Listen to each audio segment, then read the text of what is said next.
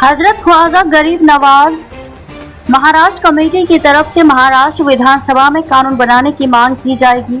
Police विकास योजना, किसान विकास योजना, मेडिकल विकास योजना, शिक्षा विकास योजना, नशा मुक्ति योजना, धार्मिक कानून योजना, इंशाल्लाह हमारी कमेटी की तरफ से ये मांग महाराष्ट्र विधानसभा में रखी जाएगी। आप दुआ करें कि अल्लाह हमारी मेहनतों को कामयाब करे। मैं मोहम्मद यूसुफ मोहम्मद अंसारी, सेक्रेटरी हजरत ख्वाजा गरीब नवाज महाराष्ट्र कमेटी मेंबर 8898310611 8422007646। अस्सलाम वालेकुम रहमतुल्लाहि बरकातुहू। मैं मोहम्मद यूसुफ मोहम्मद अंसारी, हजरत ख्वाजा गरीब नवाज महाराष्ट्र कमेटी का सेक्रेटरी।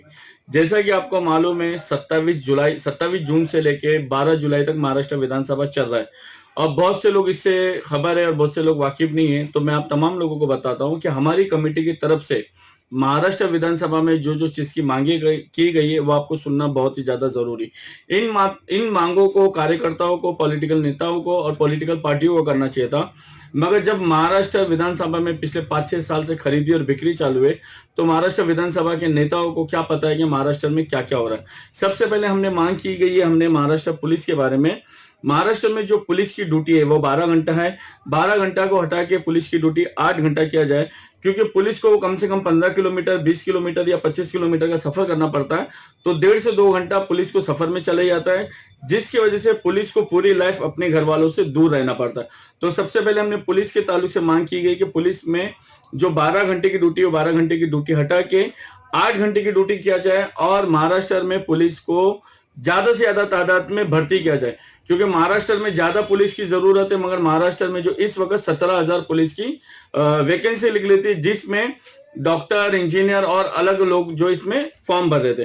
तो पहली मांग हमारी महाराष्ट्र पुलिस के लिए। दूसरी मांग, महाराष्ट्र में जो इस वक्त किसान की हालत है, जिस किसान के मुद्दे पे कभी विधानसभा में बोलना चाहिए था, मीडिया में बोलना चाहिए था, न्यूज में बोलना चाहिए था, आज ये सारी चीजें दूर है। विधानसभा हो या लोकसभा हो या राज्यसभा हो, सिर्फ धर्म के ऊपर बातें की जाती, एक दूसरे के ऊपर टिप्पणी की जाती, एक दूसरे के ऊपर गाली दी जाती।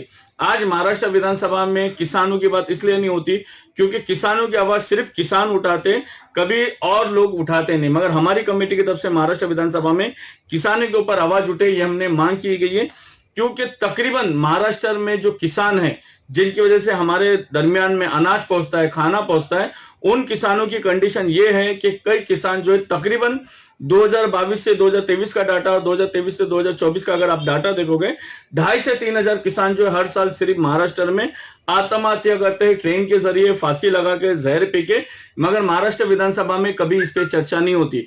तो हमने महाराष्ट्र विधानसभा में मांग की गई है कि जो भी किसानों पे कर्जा है वो किसानों पे कर्जा माफ किया जाए और किसानों को बेहतर पानी, बेहतर सुविधा, बेहतर खाद दी जाए।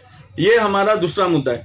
तीसरा मुद्दा है एजुकेशन। किस तरह एजुकेशन को महाराष्ट्र में खत्म किया जा रहा है, सरकारी स्कूलें खत्म की जा रही, सरकारी स्कूलों के जो टीचर और सर है उनकी पेमेंट रुका के सरकारी स्कूलों को खत्म करने की कोशिश करी जा रही।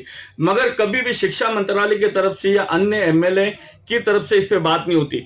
तो हमने शिक्षा के ताल्लुक से बात की गई है कि जो शहर होता है, जो अच्छा बड़ा जिला होता है, तो वहां पे सरकारी स्कूलें होती, मगर जब देहात है, जहाँ गांव है, वहां पे शिक्षा को खत्म करने के लिए, सरकारी स्कूल के प्रोसीजर को खत्म करने के लिए सबसे पहली बात जो है, शिक्षा की पगार रुकती।